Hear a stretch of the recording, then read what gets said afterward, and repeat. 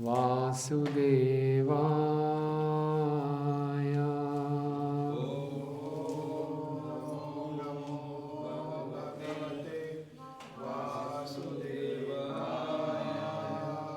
Om Namo Bhagavate Vasudevaya.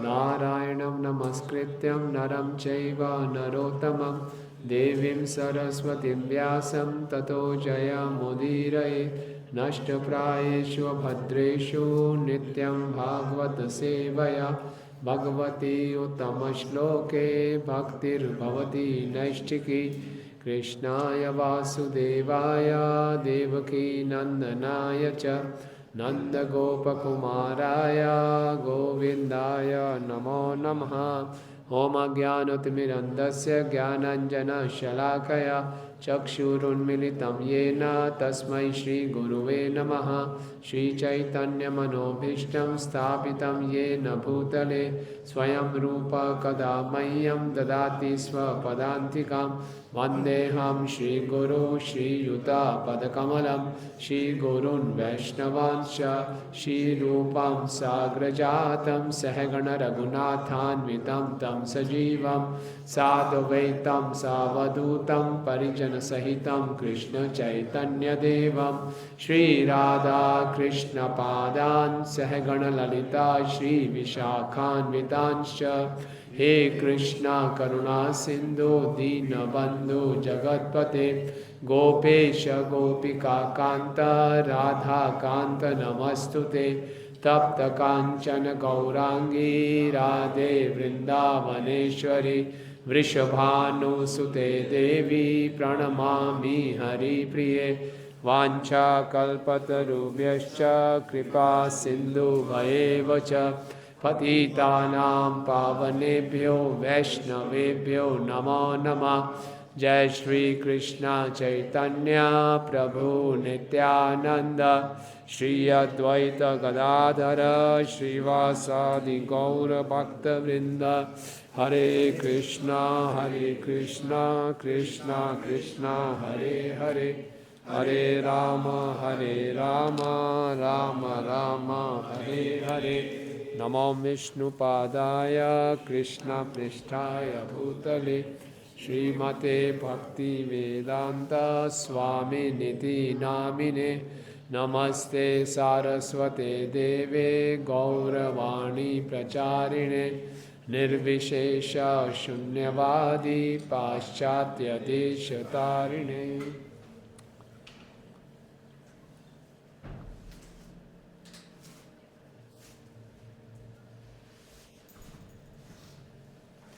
Hare Krishna. So we'll start from verse number 22. Okay. So till yesterday we discussed about the attitude of Suniti, such a mature attitude, and pride and enviousness of Suruchi, and weak-heartedness of Uttanpad. Okay. Tameva vatsa shri bhakti vatslam mumokshu bhimrigya padavja paddhitam Ananya bhave nija dharma bhavite manasvathapya bhajasva purusham. Translation please.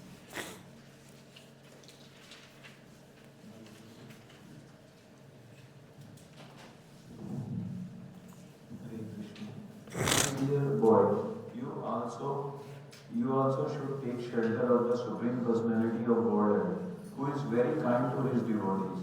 Person seeking liberation from the cycle of birth and death always takes shelter of the lotus feet of the Lord in devotional service. Becoming purified by executing your allotted occupation, just situate the Supreme Personality of Godhead in your heart, and without deviating for a moment, engage always in His service. Tameva Ashraya Bhratya Vatslam. God is called as a Bhratya Vatslam, who is very dear to his devotees. Like a calf is very dear to cow. Similarly, the devotees are very dear to the Lord. Okay? And to him, mumuksha bhi mrig padabja padaditam. All those who seek liberation, they always seek for his lotus feet. So what should you do? Ananya bhave bhajasva purusham. Without any deviation, just worship that Lord. And what will happen? Manasi avasthapya nija dharma bhavite. Situate the Lord in the heart, so you will get purified. Right? So in the purport, Prabhupada is writing 6-7 lines down. Queen Suniti advised her son that a supreme personality God is known as Bhratyavatsan, which indicates that he is very kind to his devotees. She said, "You came to me crying, having been insulted by your stepmother, but I am unable to do any good for you. But Krishna is so kind to his devotees that if you go to him, then the combined kindness of millions of mothers like me will be surpassed by his affectionate and tender dealings. When everyone fails to mitigate one's misery, Krishna is able to help the devotee." It's a very faith-giving statement.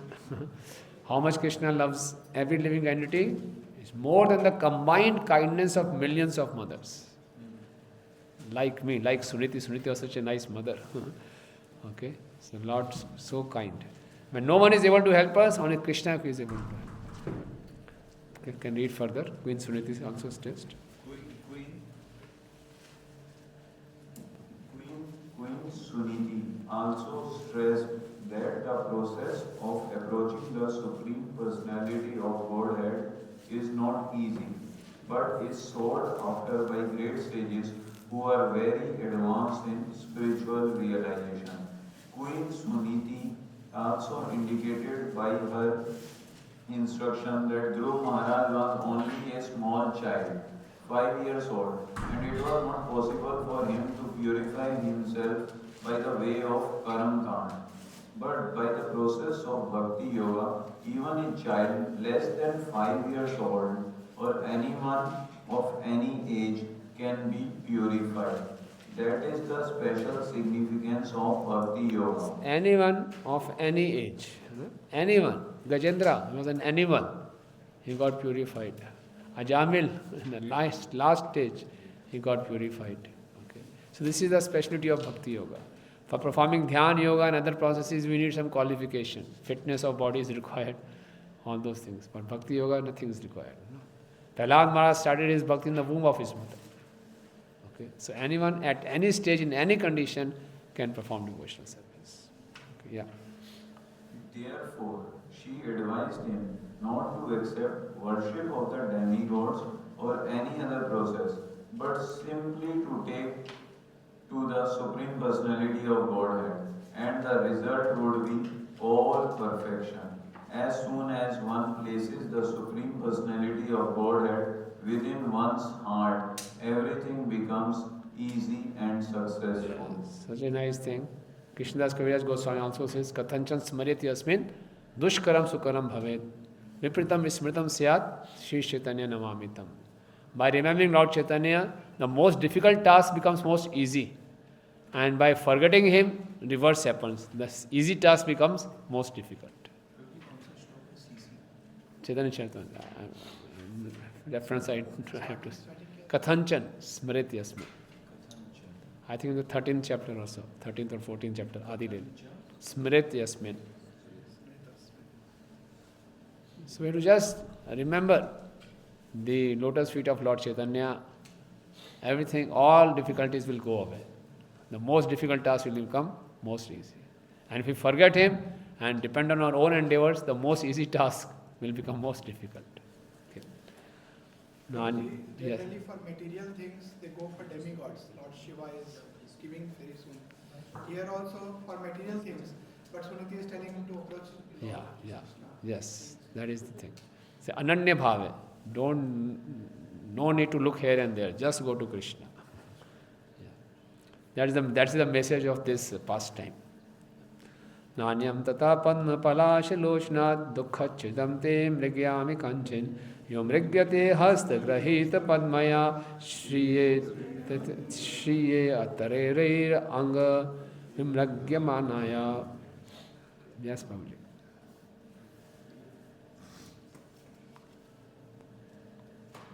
My dear Dhruva, as far as I am concerned, I do not find anyone who can mitigate your distress but the person, Supreme Personality of Godhead, whose eyes are like lotus petals.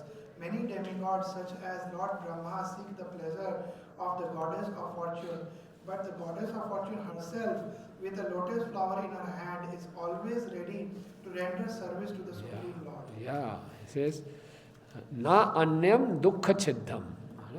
There is no one who can, mitigate your miseries. Okay?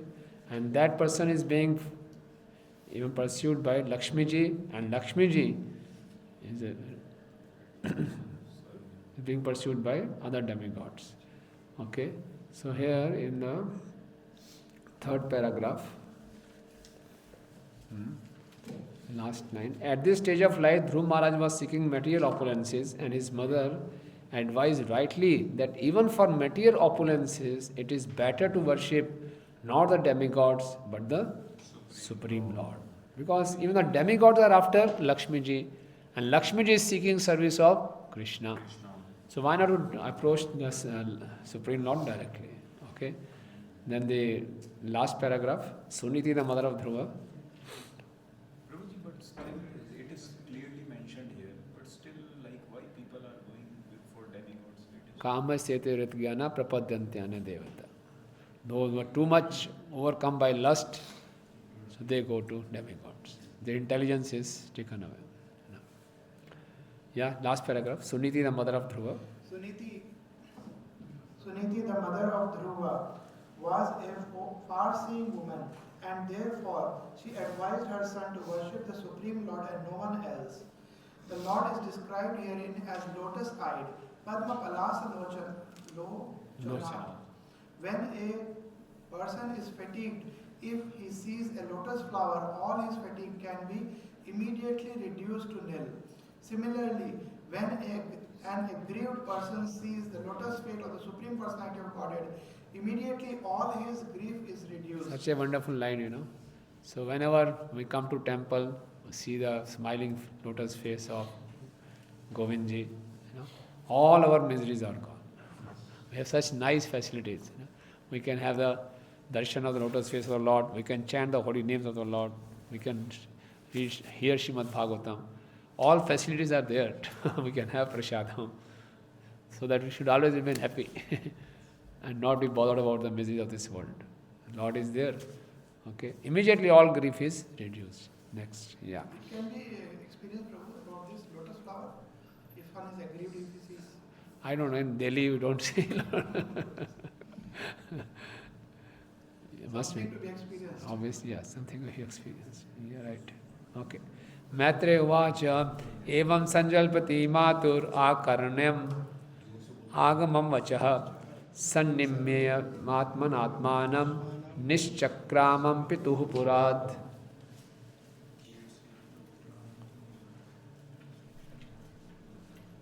The great Saint Maitreya continued, the instruction of Dhruv Maharaj's mother, Suniti, was actually meant for fulfilling his desired objective.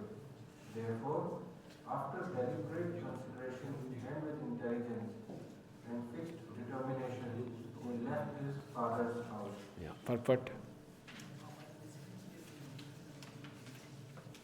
Both the mother and the son were lamenting Dhruv Maharaj having been insulted by his stepmother and his father not having taken any step on this issue. But mere lamentation is useless. One should find out the means to mitigate one's lamentation. Thus, both mother and son decided to take shelter of the lotus feet of the Lord because that is the only solution to all material problems. It is indicated in this connection that Dhruv Maharaj left his father's capital city to go to a secluded place to search out the Supreme Personality of Godhead. Yeah. So, very wonderful line. It is, mere lamentation is useless. Material world is made in such a way that there will be instances where we'll have to lament. Whole world is full of lamentation and hankering. Shochati, kankshati. But mere lamentation is useless. One should look for the solution of the lamentation, and that is solution is take shelter of the lotus feet of the Lord. So whatever the situation, just take the shelter. Prabhupada in one of the purport in third canto, the trick is to be Krishna conscious. The trick, it is a trick. Somehow or the other, remember Krishna. That's why association of devotees is so useful and so essential. This is the trick, to be Krishna conscious. Otherwise, the world is made in such a way, we'll keep on lamenting. And there will be very few people will advise us to take shelter of Krishna. Everyone will act in such a way that they will increase our lamentation. Oh, bahut bura hua. Yes. So there's no use. Okay. But we should be fortunate enough to have a good mentor, a person who is our well-wisher. At that moment, he can guide us to Krishna. That was the great fortune of Dhruva Maharaj. नारदस्तत उपकर्ण्य ज्ञात्वा तस्य चिकीर्षितं स्पृष्ट्वा मूर्धनि अघ्नेन पाणिना प्रहविस्मिता. Yes, Prabhu. The great sages Narada overheard his news and understanding all the activities of Dhruva Maharaj. He was struck with the wonder. He approached Dhruva and touching the boy's head with his all between his hands, and he spoke as follows. Yeah, it was wonderful news. 5-year-old boy going to forest. Kamal hai. Wow. Had ho gayi. So Narada came, So when one is sincere, the sincere attracts mercy. Parikshit Maharaj was sincere. As soon as he offended that Rishi, Shamik Rishi, when he came back, he cursed himself. Let all my kingdom be taken away. Let all kind of inauspiciousness fell upon me. He himself cursed him. So when that news of curse came, he was not disturbed and thought, okay, it's the time to wind up. So from all over the universe, all the great rishis assembled. Koi Facebook, koi social media, kuch nahi tha. From everywhere, they came with their disciples to have this one darshan of wonderful activity. So when one is sincere, Krishna provides all grace. We can attract the mercy. So when Dhruva Maharaj was sincere to approach Lord, so Krishna sent a bona fide spiritual master. Right? So, purport please.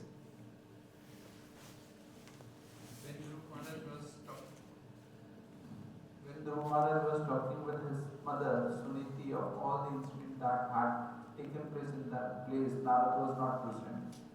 Thus the question may be arised how Narada overheard all these topics. The answer is that Narada is Trikalajana. He is so powerful that he can understand the past, future and present of everyone's heart, just like the Supreme Soul and the Supreme Personality of Godhead. Therefore, after understanding the strong determination of Dhruva Maharaj, Narada came to him. It may be explained in this way. The Supreme Personality of a Godhead is present in everyone's heart, and as soon as he understands that a living entity is serious about entering devotional service, he is sent his representative. In this way, Narada was sent to Dhruva Maharaj. This is explained in Chaitanya Charitamrita. Guru Krishna Kripa by Bhakti Lata. By the grace of the spiritual master named Krishna, one can enter into devotional service. Because of Dhruva Maharaj's determination, Krishna, the Supreme Soul, immediately sent his representative Narada to initiate him. Okay. Next translation, please. 26th. Translation. How wonderful are the powerful Kshatriya. They cannot tolerate even a slight infringement upon their prestige. Just imagine, this boy is only a small child, yet rash words from his stepmother proved unbearable to him. Yeah. So Narada starts speaking. Naraduvacha Nadhunyapi avatmanam te sammanam vapi putraka lakshyama kumarasya saktasya krinanadishu. The great sage Narada told Dhruva, my dear boy, you are only a little boy. Those attachment is to sports and to other pluralities. They, why are you so affected by words insulting your honor? Yeah, okay, yes. So why this small thing, so why are you so much bothered? Okay. So purport. Ordinarily, if a child is rebuked as a rascal or a fool, he smiles and does not take such insulting word very seriously. Similarly, if the word of honor are offered, he does not appreciate them. But in case of Dhruv Maharaj, the Kshatriya spirit was so strong that he could not tolerate a slight insult from his stepmother, which injured his Kshatriya prestige. Okay. So Narad Muni is saying, why are you taking it so seriously? Honor, dishonor. And if you are so mature enough to take this honor and dishonor so seriously, then you should be mature enough to understand it is your karma. Vikalpe vidyamane pi nahi santosha hetava punsa mohamrite bhinna yalloke nij karma bhi. It's your own karma which is coming back. Your voice is not, it's lot of echo, it's not clear. You will not able to understand it. Is it? कुछ नहीं समझ पा रहे आ रहे eco है थोड़ा दूर रखो। हरे कृष्ण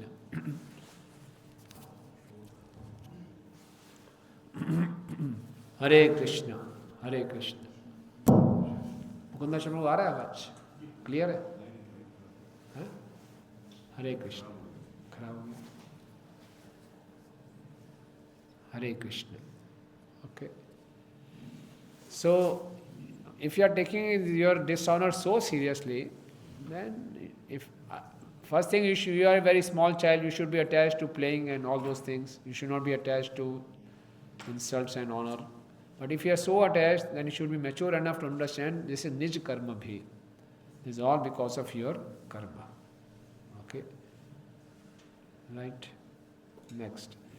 Paritushyate tatastata तावन मात्रेण पुरुष देवोपसादितं यावद् विक्ष्येश्वर गतिं बुधा 28 मिनट हाँ निज कर्म हो गया ट्रांसलेशन पढ़ हाँ ट्रांसलेशन पढ़ yes read the translation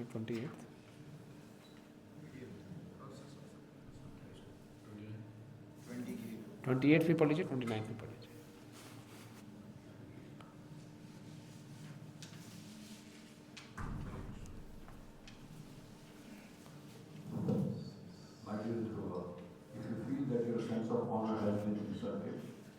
have no cause for dissatisfaction. This kind of dissatisfaction is another feature of illusionary energy. Every living entity is controlled by its previous actions and therefore there are different varieties of life for enjoying ourselves. Yeah. And the 29th. 29. The process of the Supreme Personality of Godhead is very wonderful. One who is intelligent should accept that process and be satisfied with whatever comes, favorable or unfavorable, by his supreme will. Purport. The great Sri Narada instructed Dhruv Maharaj that one should be satisfied in all circumstances. Everyone who is intelligent should know that because of our concept of bodily existence, we are subjected to suffering and enjoyment. One who is in the transcendental position beyond the concept of bodily life is considered to be intelligent. One who is a devotee especially accepts all reverses as gifts of Supreme Lord. When a devotee is put into distress, he accepts this as God's mercy and offers him repeated obeisances with his body, mind and intellect. An intelligent person therefore should be always satisfied depending on the mercy of God. Yeah.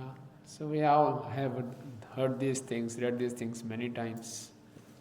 But it's not so easy to practice. But by repeated hearing, repeated chanting, in the association of devotees, we are reminded again and again. And by trying, so we'll keep on improving. This is the ideal situation. We may be far away from this ideal. Our responses may not be ideal. But by constantly hearing and meditating and discussing and trying our best and praying, we can approach this situation. One should not just switch off his ears. No, no, this is not practical. This we have to make it practical by constant practice. Atro mitropadeshtena yogena varurutsasi yat prasadam savai punsam duraradhyo mato mamam. Now Narad Muni will test his determination. Okay? And say it is very difficult. Read the translation, please. Now you have decided to undertake a mystic process of meditation under the instruction of your mother, just to achieve the mercy of the Lord.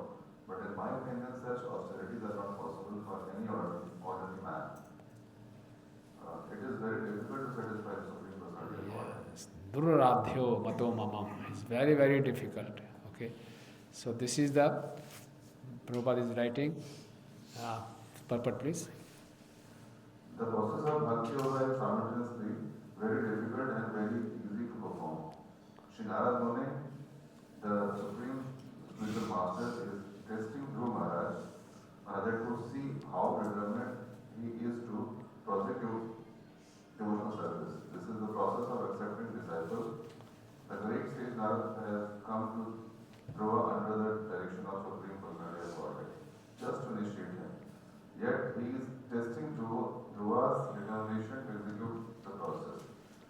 It is a fact, however, that for a sincere person, devotional service is very easy, but for one who is not determined and sincere, the process is very difficult. Yeah. So Bhakti Yoga is difficult as well as easy. One has to be just sincere. If we are sincere, then it's very easy. Okay. पिछले श्लोक में बताया था आपने कि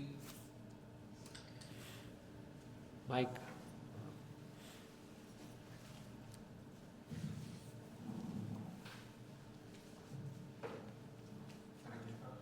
पिछले श्लोक में आपने बताया था कि नारद मुनि बिना त्रिकालदर्शी knows what is happening within the heart of a devotee, past, present और सारा जानते हैं. तो why this test process कि वो तो जानते हैं कि हाँ ये determined है सब कुछ इसको करना है अभी, पर अगेन अब उसके ऊपर टेस्ट कौन लेना वो थोड़ा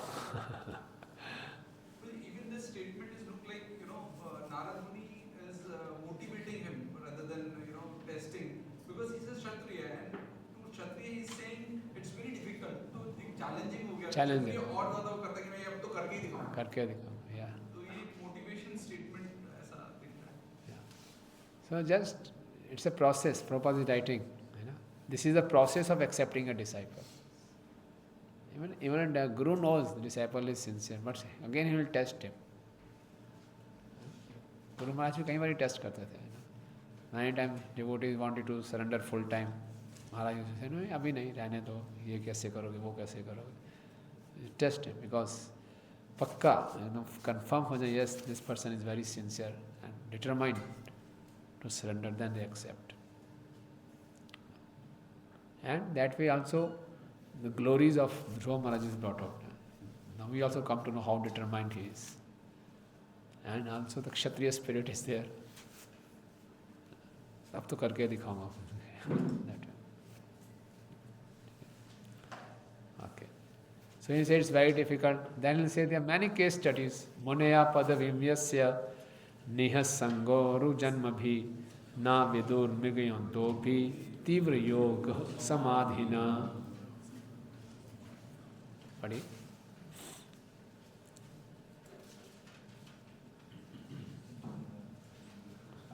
Narada Muni continued, after trying this process for many births and remaining unattached to material contamination, placing themselves continually in the trance and executing many types of austerities, many mystic yogis were unable to find the end of the path of God realization. कितना discouraging है.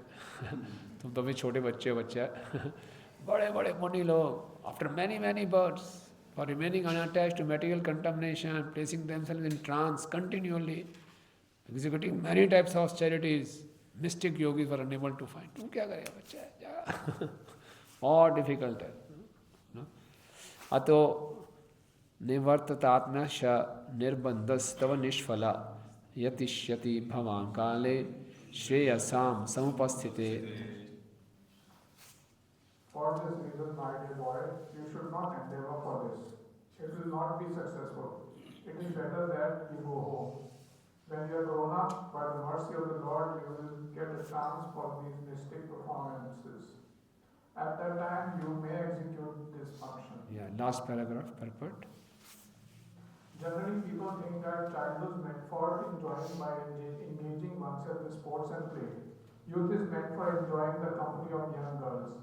And one becomes old at the time of death, then he may try to execute devotional service or a mystic yoga process. But this conclusion is not for devotees who are actually serious. The great sage Narada is instructing Dhruva Maharaj just to test him. Actually, the direct order is that from any point of life one should begin rendering devotional service. But it is the duty of the spiritual master to test the disciple to see how seriously he desires to execute devotional service.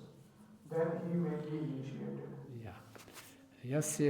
Yadev vihitam saten sukha dukkhayo atmanam toshayam dehi tom tamasa paramrichati.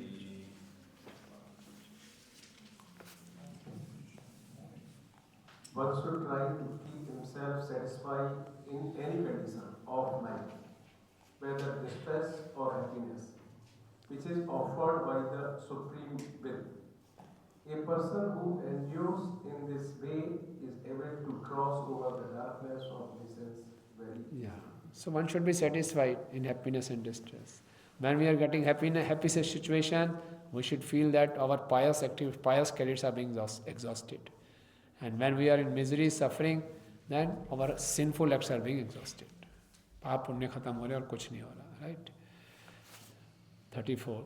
गुणाधिकान मुणम निप्सेद अनुक्रोशम गुणाधमात मैत्रीम समानाद अन्विच्छेन ना तापेर अभिभूयते. It's a very famous verse, yeah. Every man should act like this. When he meets a person more qualified than himself, he should be very pleased.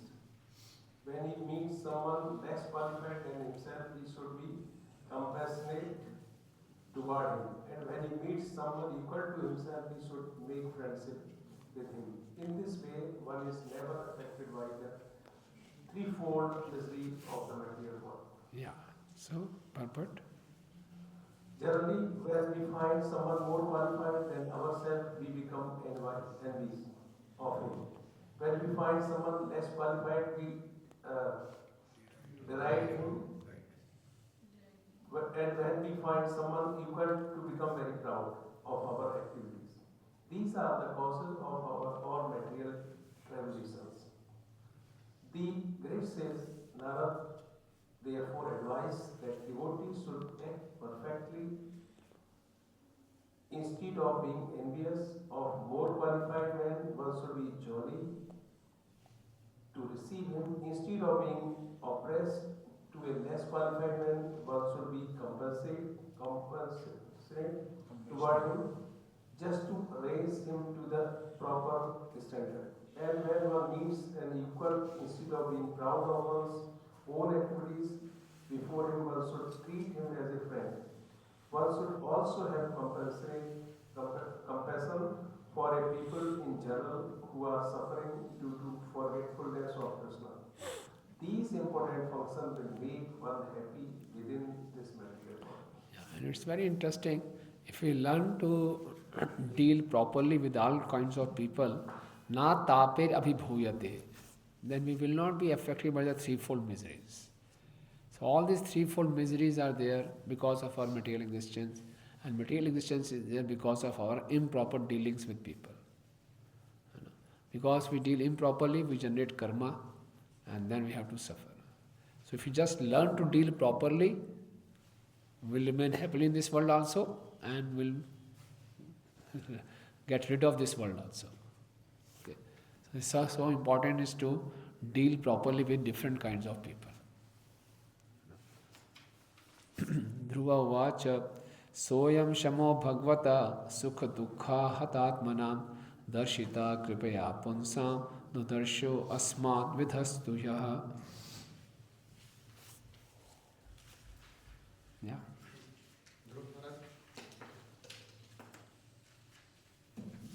Dhruv Maharaj said, "My dear Lord Naradji, for a person whose heart is disturbed by the material condition of happiness and distress, whatever you have so kindly explained for attainment of peace of mind is certainly a very good instruction.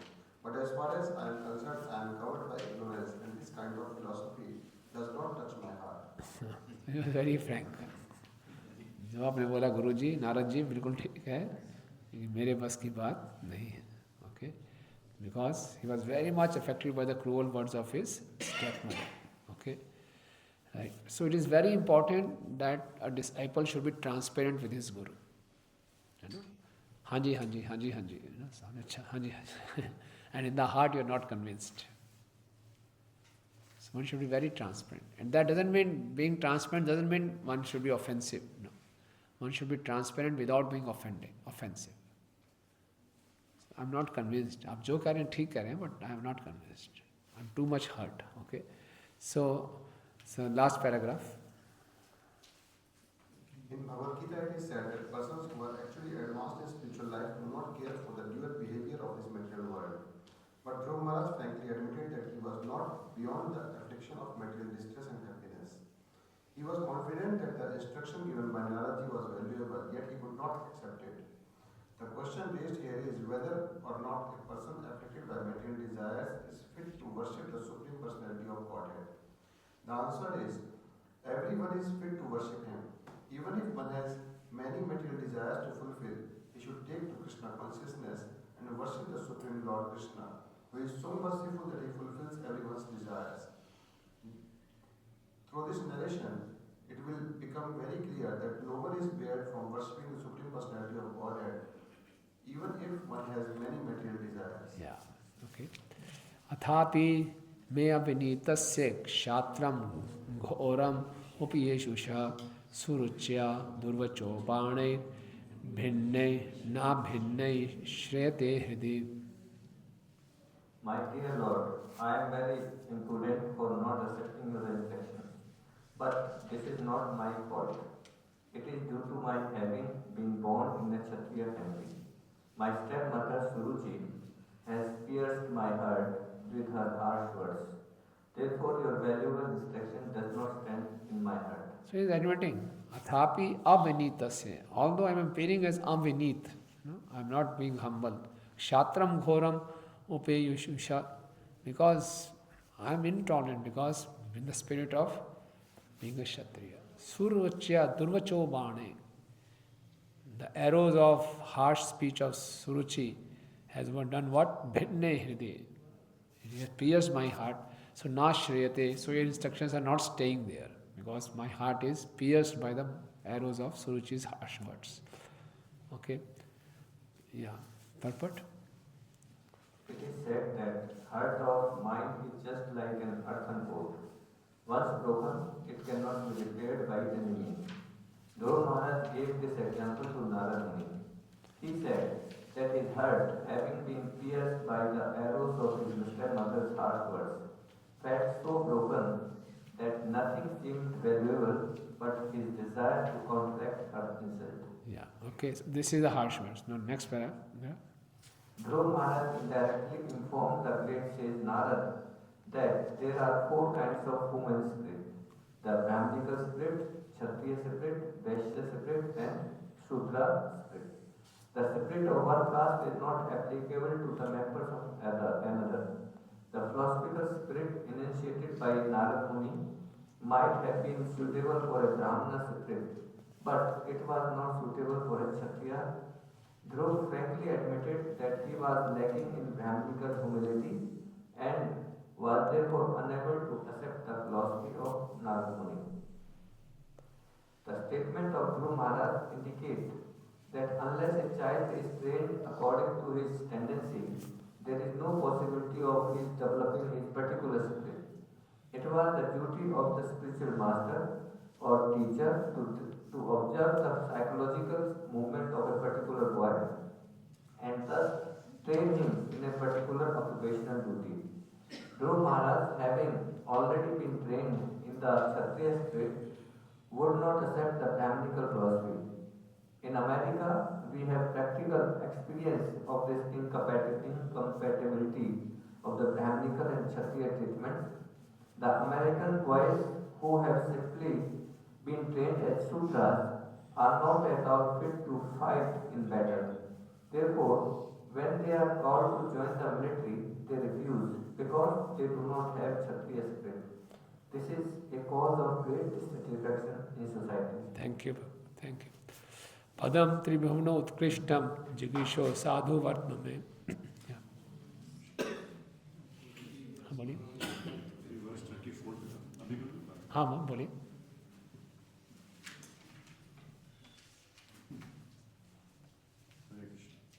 Verse 34 पे था.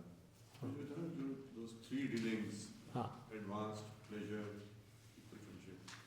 So I was just thinking that in practical application, it is not so easy. That this devotee is advanced, this is equal, and this is, especially in dealing with equals and advanced. For those who are not Krishna conscious, okay, we have to be compassionate, that is okay. But especially among equals and seniors, there are certain mixed factors.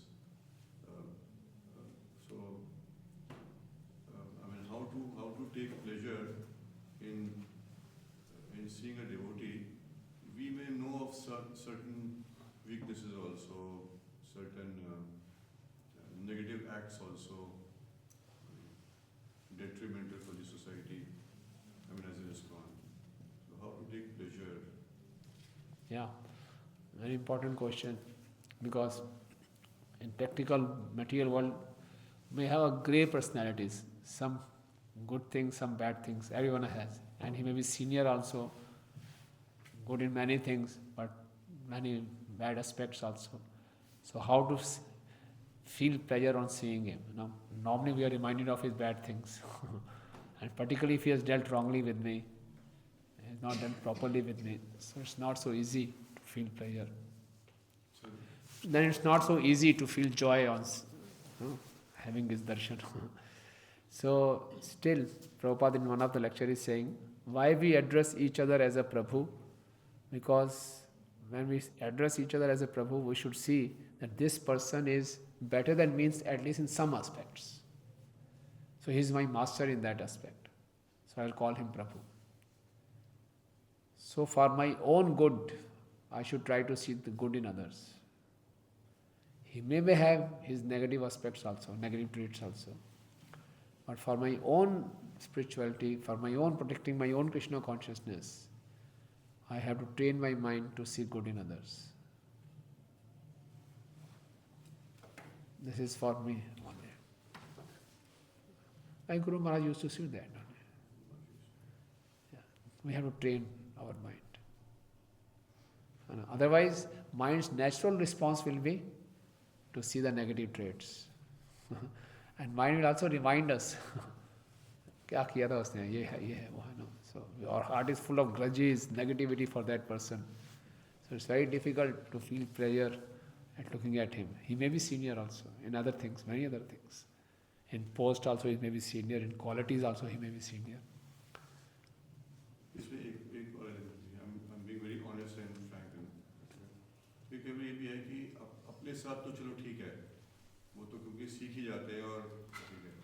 But for example, अपने ही senior के साथ, for example, अपने एक गुरु के साथ भी उनका dealing उतना अच्छा नहीं है, but वो एडवांस भी, और and we know both the aspects.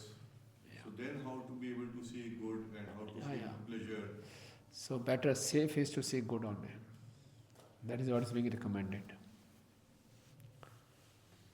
Otherwise we are harming ourselves only. Nothing is going to happen to him. We are harming ourselves. Kirtaniya Sadahari. We have to glorify always. हाँ हो सकता है कि there are many seniors who may not be so inspiring to us, but still we may not closely associate with them, but at least we should express our happiness on seeing them, on meeting. So it is bit difficult to senior mean to say the time wise, authority wise senior or a conscious wise senior. That is more important. Very difficult. So we cannot conclude, Prabhu, you are time-wise senior, but consciousness you are not senior. We cannot conclude. That is the reason I'm saying it is Very difficult, very difficult. Yes, yes. So we should assume that he is senior. Say for me. There is no measurement by which I can say, Krishna, by Krishna conscious standards, I am much more senior to you. No one can say like that.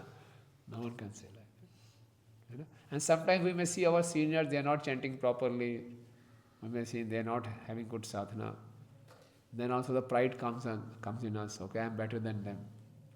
So these are things we should take care of ourselves. We should be very, very careful. Somehow or the other, we should remind that that person is senior to me and I should express my happiness on saying it. He may not be so inspiring to me, so it's not recommended to associate closely with him.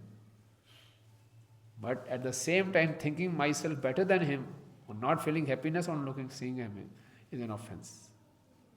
The mind sometimes says that this is being diplomatic.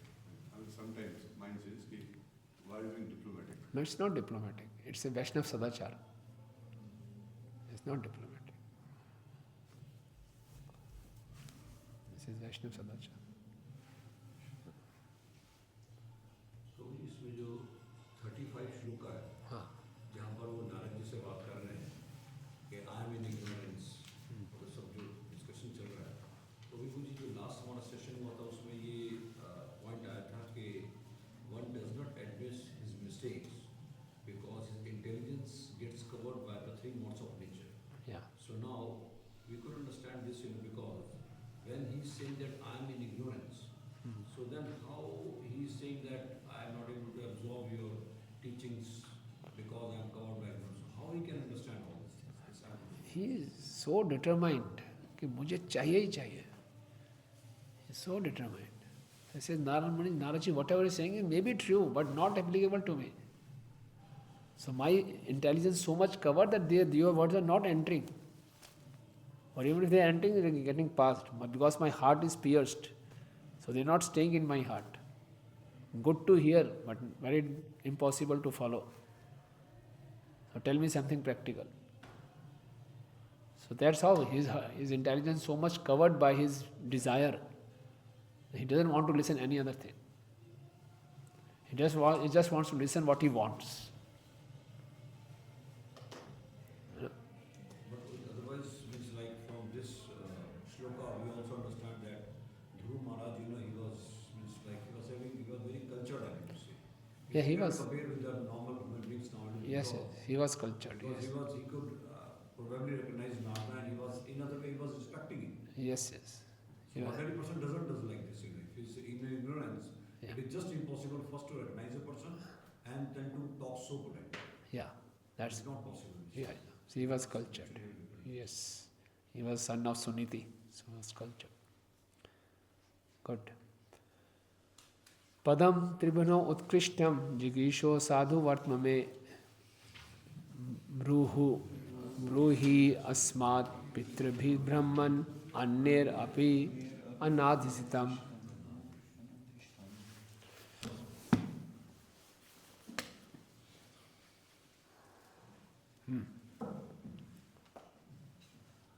Purlan Brahmana, I want to occupy a position more exalted than any yet achieved within the three words by anyone, even by my fathers and grandfathers. If you will oblige, kindly advise me of an honest path to follow by which I can achieve the goal of my life. Then what do you want? Narad must have asked, क्या चाहते हो फिर? This I want. No? सीधी बात है. I want to occupy a exalted position, even which is not occupied by my fathers and grandfathers. If you kindly advise me on that, okay? So,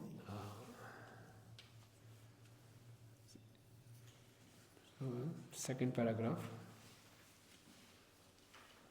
One particular point mentioned here is that Dhruva Maharaj wanted to occupy an exalted position not by book or by truth, but by honest means.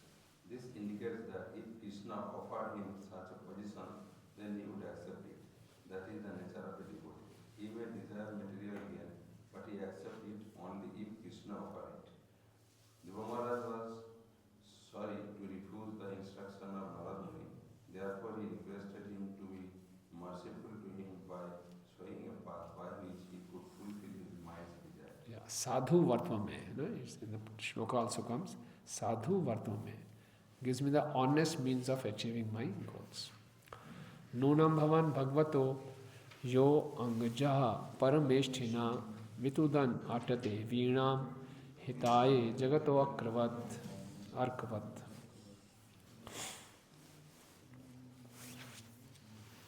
My dear Lord, you are a worthy son of Lord Brahma, and you travel playing on your musical instrument the veena for the welfare of the entire universe. You are like the sun, which rotates in the universe for the benefit of all living beings. Yeah. Okay. Yeah. Purport, please. Dhruv Maharaj, although a young child, expressed his hope that he might be offered the benediction of a kingdom which would exceed in opulence those of his father and grandfather. He also expressed his gladness that he had met such an exalted person as Narad, whose only concern was to illuminate the world like the sun, which rotates all over the universe only for the purpose of benefiting the inhabitants of all planets. Narad Muni travels all over the universe for the sole purpose of performing the best welfare activity for the entire universe by teaching everyone how to become a devotee of the Supreme Personality of Godhead. Thus, Dhruv Maharaj felt fully assured that Narad Muni could fulfill his desire, even though the desire was very extraordinary. Yeah, thank you. Maitri Uvacha iti udharitam akarnya bhagwan naradastatha prita pratyahatam balam sadvakyam anukampaya. The sage Maitri continued, the great personality Narada Muni, upon hearing the words of Dhruv Maharaj, became very compassionate towards him, and in order to show him his costless mercy, he gave him the following expert advice. Narad Uvacha Janane abhita pantha save nishashyasate bhagavan vasudevastam bhajatam pravanatmana. The great sage Narada told Dhruva Maharaj, the instruction given by your mother Suniti to follow the path of devotional service to the Supreme Personality of Godhead is just suitable for you. You should therefore completely absorb yourself in the devotional service of the Lord. Yes, the bhajatam pravanatmana. Pravana means fully absorb your mind. So Janani, whatever your mother Abhihita has stated, that pantha, that path is Savai Nishisasthite. That is the topmost. Okay. Yeah. Purport, please. Dhruva Maharaj's demand was to achieve an abode even greater than Lord Brahma's. Within this universe, Lord Brahma is supposed to be in the most exalted position, for he is the chief of all demigods. But Dhruva Maharaj wanted a realm beyond his. Therefore, his desire was not to be fulfilled by worshipping any demigod. As described in Bhagavad Gita, the benedictions offered by the demigods are all temporary. Therefore, Narada Muni asked Dhruva Maharaj to follow the path recommended by his mother to worship Krishna, Vasudeva. When Krishna offers anything, it is beyond the expectation of the devotee. Both Suniti and Narada Muni knew that the demand of Dhruva Maharaj was impossible for any demigod to fulfill, and therefore both of them recommended following the process of devotional service to Lord Krishna. Narada Muni is referred to here as Bhagavan because he can bless any person just as the Supreme Personality of Godhead can. He was very pleased with Dhruva Maharaj, and he could have at once personally given whatever he wanted, but that is not the duty of the spiritual master. His duty is to engage the disciple in proper devotional service as prescribed in the Shastras. Krishna was similarly present before Arjuna, and even though he could have given him all facilities for victory over the opposing party without a fight, he did not do so. Instead, he asked Arjuna to fight. In the same way, Narada Muni asked Dhruva Maharaj to undergo devotional discipline in order to achieve the desired result. Yeah. So see, this shows the Narada Muni's broad-mindedness. Narada Muni was not offended. पता है किससे बात कर रहे हो? छोटा बच्चे हो गए मुझे बता रहे हो कि आपकी इंस्ट्रक्शंस ठीक नहीं है. He was very broad-minded, okay, and he was just testing him, and he accepted his words, and he could see his sincerity, he could see his determination, and he just fanned that. So we should also be very patient like this when you are dealing with some juniors, a newcomer. He may not follow our instructions. मैं नहीं करूँगा माला. Some people may say like that. So we give up on him. Yes. No? So one should always try to see the good qualities. So Narad Muni could see a spark. He is very sincere, he is so determined, he is ready to go to the forest, he is ready to leave his palace. Wow, just for finding God. Very good point. So we should just see the good quality and fan that spark. You know, that is Narad Muni's broad-mindedness. No? Okay. So one when is determined, so when the determination is very important for our Krishna consciousness. Determination makes a difference between success and failure, even in material life also. The difference between success and failure is determination only. We all know the process, 16 rounds, 4 regulatory principles, regular hearing, chanting, some service. This is the process, that's all. If we follow it with determination, we will be successful. The same process with not so determination, it will not give results. The process is same. Everything depends on determination. So without determination, we can impress Krishna and we can impress the whole Guru Parampara. Okay.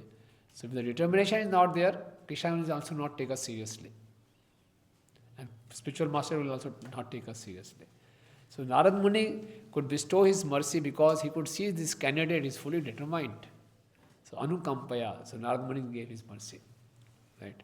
Any other instance in scriptures where one is very determined?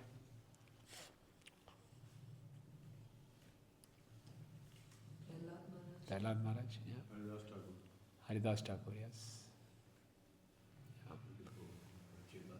Parchetas, Prataprudra. Prataprudra was so determined. He said that Lord Chaitanya doesn't want to see me, to hell with this kingdom. I'll give up this kingdom, I'll become a bhikshu. Because this kingdom is coming in my way. So I don't want this, I don't want to be a king. So when he said like this, he wrote a letter like this to Sarvabhauma Bhattacharya. Sarvabhauma Bhattacharya immediately blessed him. You are so determined, one day definitely will see Krishna, Lord Chaitanya. Immediately he could get the mercy of his Guru, Sarvabhauma Bhattacharya. So if one is determined, he attracts the mercy. Yeah, it's very important. One should be determined. Okay. So once Srila Prabhupada was on morning walk with His Holiness Swarup Damodar Swami Maharaj. So His Holiness Swarup Damodar Swami Maharaj asked Prabhupada, Prabhupada, how to be determined in Krishna consciousness? So Prabhupada said, by following 4 regulatory principles. And said, Prabhupada, how to be determined in following 4 regulatory principles? What is the problem? Then Prabhupada said, then you are just like an animal. Prabhupada didn't accept that. So somehow or the other we should try to follow the regulatory principles at the gross level and try to follow strictly at subtle level also. Subtle level means what? No meat eating. Subtle level principle will be no violence to other living entities, not to cause pain to other living entities. Okay, that is the subtle level. No meat eating. No intoxication. Subtle level means what?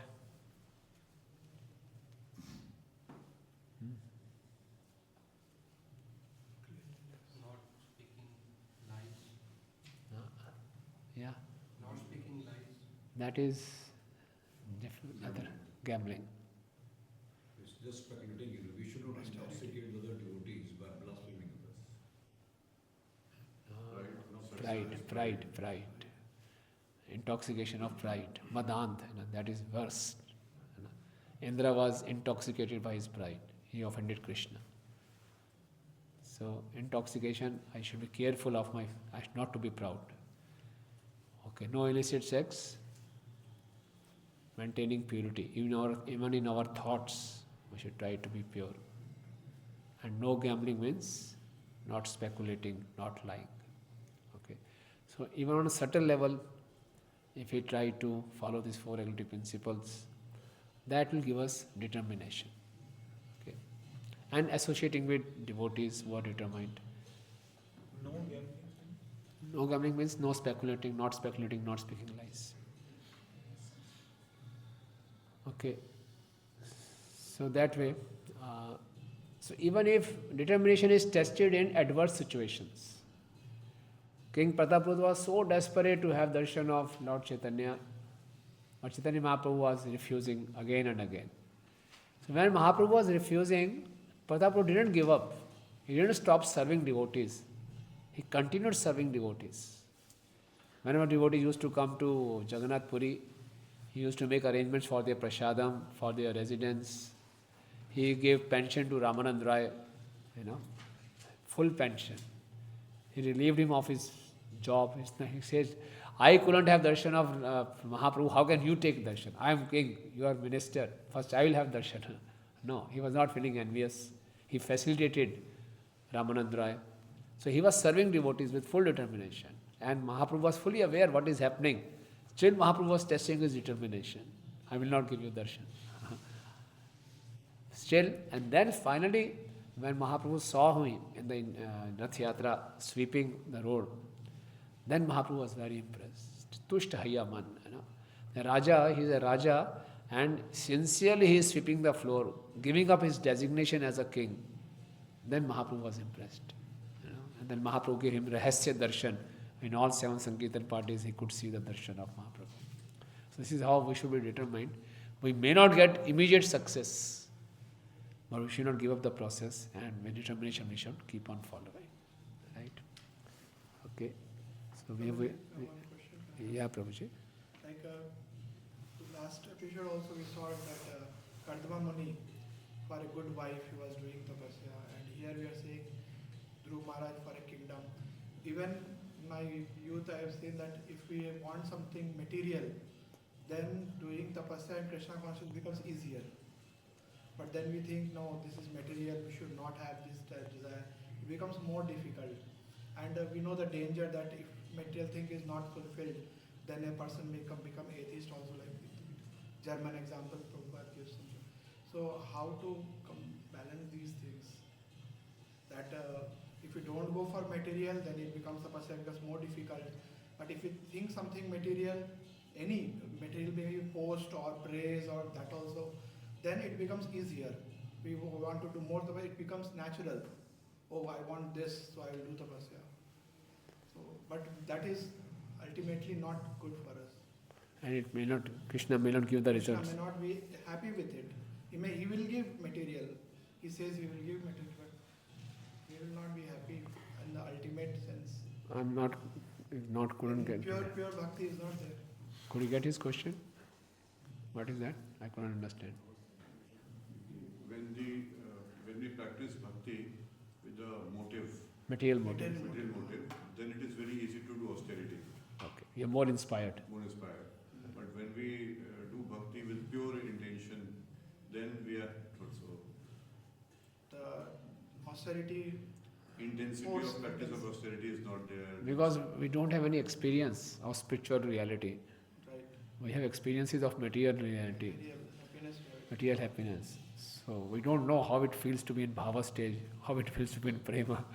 We know that how it feels to have a good position, good reputation, prestige. So we aspire for that because we don't have any experience. And here they are doing for this thing, like Dhruv Maharaj is doing and Kardama Muni is doing. So that we can have material desires or at least temporarily think of material inspiration, but doing bhakti, is it allowed? Or we should not aspire? We will come to know, we'll understand, we'll go through it. Dhruv Maharaj is having material desires, he's performing Krishna consciousness, he'll get the darshan, how will he feel? So we'll come to know.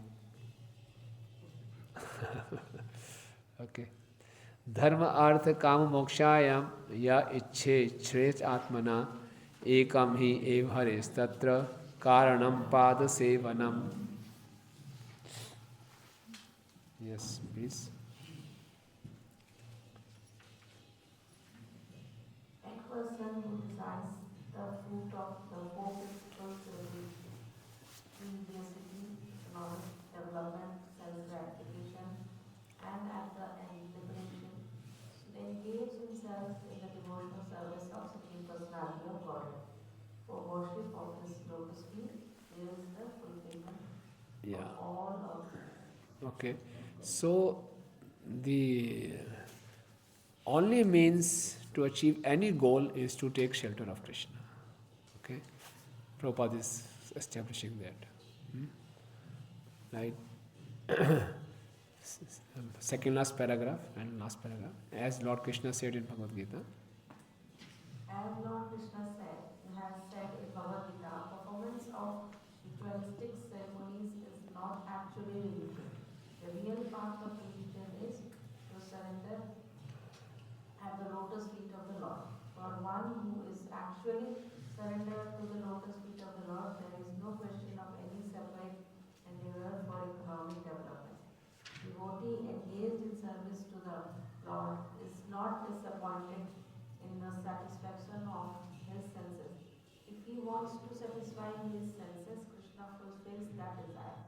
As far as liberation is concerned, any devotee fully engaged in the service of the Lord is already liberated. Therefore, there is no separate necessity for his liberation. Continue. Narad Muni therefore advised Dhruva Maharaj to take shelter of Vasudeva, Lord Krishna, and engage himself in the way that his mother had advised.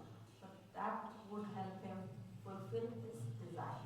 In this verse, Narad Muni has specially stressed the devotional service of the Lord as the only way. Only way, okay? In other words, even if one is full of material desire, he can continue his devotional service to the Lord and all his desires will be fulfilled. Yeah. Tat tat gach bhadram te yamunas tatam shuchi punyam madhuvanam yatra sanidhyam nityadahare. My dear boy, I therefore wish all good fortune for you. You should go to the bank of Yamuna where there is a virtuous forest named Madhuvana, and there be purified. Just by going there, one draws nearer to the Supreme Personality of Godhead who always lives there. Yeah. So Suniti advised Dhruva to worship Lord. Now Narad is advising him how to worship so that you can get quick results. Okay. So he says, go to place of pilgrimage. Second paragraph. Places of pilgrimage yield a special advantage for a devotee in quickly advancing spiritual life. Lord Krishna lives everywhere, but still it is very easy to approach him in a holy place of pilgrimage because these places are inhabited by great sages. Lord Krishna says that he lives wherever his devotees are chanting the glories of his transcendental activities. Okay. Yeah. Next. स्नानत्वास्मन् तस्मिन् कालिन्द्यासलिले शिवे कृत्वोचितानि निवासन् आत्मानः कल्पितासनम्. Translation. Narad Muni instructed, my dear boy, in the waters of the Yamuna river, which is known as Kalindi, you should take 3 baths daily, because the water is very auspicious, sacred and clear. After bathing, you should perform the necessary regulative principles for Ashtanga Yoga, and then sit down on your asana, sitting place, in a calm and quiet position. Next translation.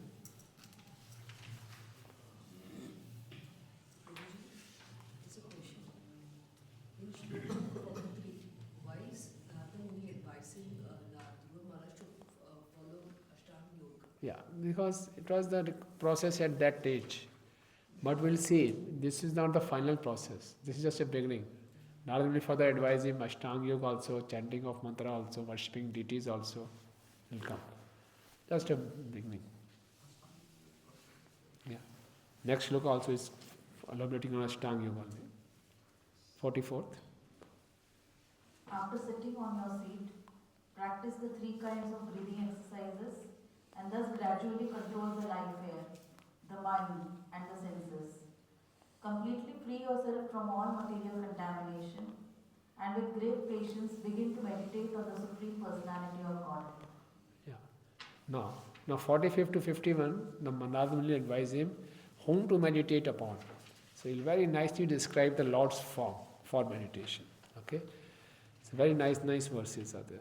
Prasadam abhimukham shashvat prasanna vadana ikshanam sunasam subramam charu kapolam surasundaram.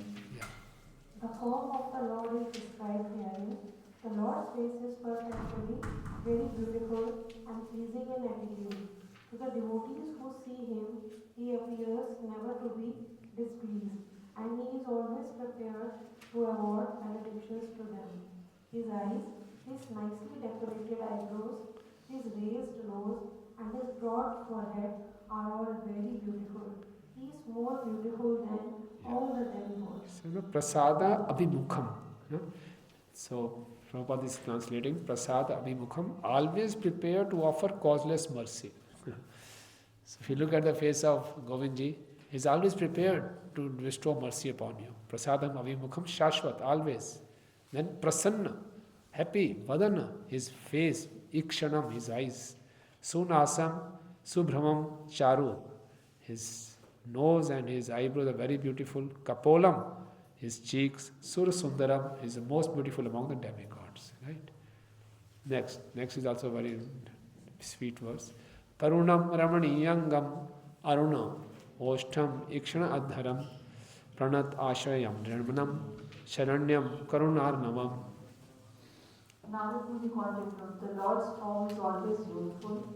Every limb and every part of his body is properly formed, free from defect. His eyes and lips are pinkish like the rising sun. He is always prepared to give shelter to the surrendered soul, and anyone so fortunate as to look upon him feels all satisfaction. The Lord is always worthy to be the master of the surrendered soul, for he is the ocean of mercy. Yeah. So it's Tarunam, Ramaniya Angam. Arun means red. Osthai, Vishwanath Thakur says Osthai is upper lip, Adharam is lower lip. So both are red, and his eyes are also red. So Aruna, Oshtha, Ikshana, Adhiram. Pranat Ashrayam is the shelter of the surrendered. Nimanam is transcendently pleasing in all respects. Sharanyam, Karunarnamam. Okay, purport please, Mataji. Everyone has to surrender to someone superior. That is always the nature of our living condition. At the present moment, we are trying to surrender to someone, either to society or to our nation, family, state or government. The surrendering process already exists, but it is never perfect because the person or institution unto whom we surrender is imperfect, and our surrender, having so many ulterior motives, is also imperfect. Such wonderful statements. The person to whom we are surrendering is also not perfect, and our surrender is also not perfect. Okay, next please.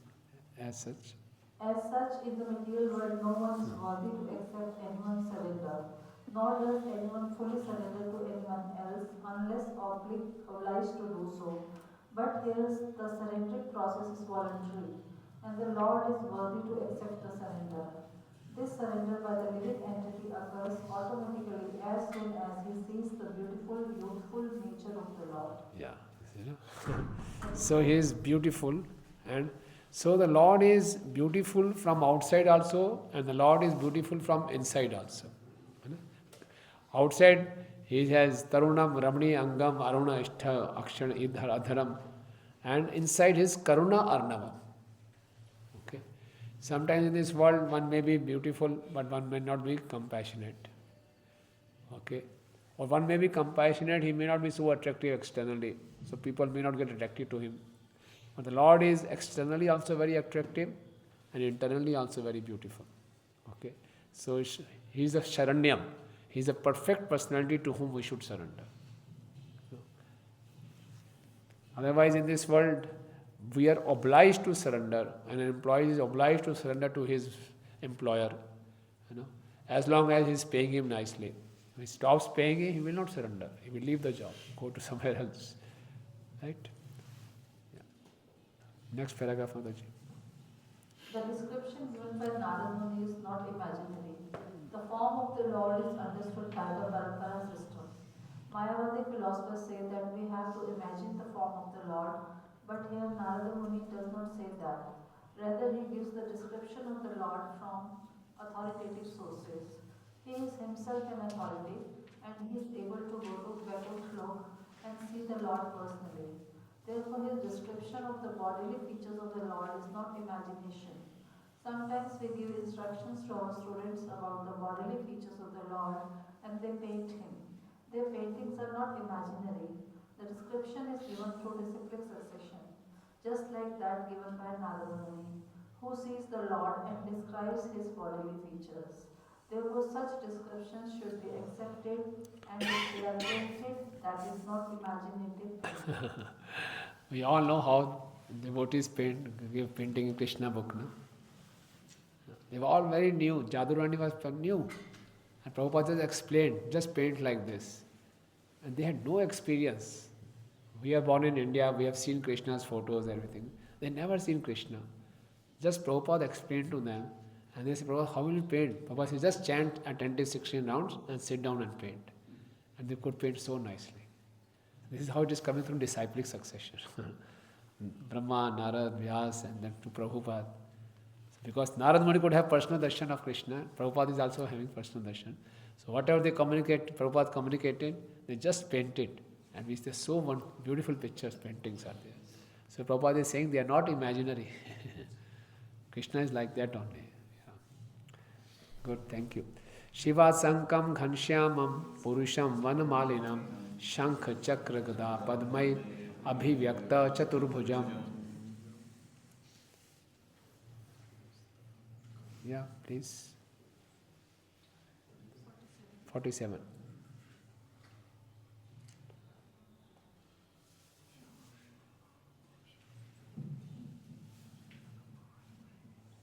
The Lord is further described as having the mark of Srivas, or sitting place of the goddess of fortune, and his bodily hue is deep bluish. The Lord is a person, he wears a garland of flowers, and he is eternally manifest with 4 hands. When hold, beginning from the lower left hand, a conch shell, wheel, club, and lotus flower. Next, Kritinam Kundilam Keyura Valanyanvitam Kostubha Abhivaran Grivam Pita Koshya Vasasam.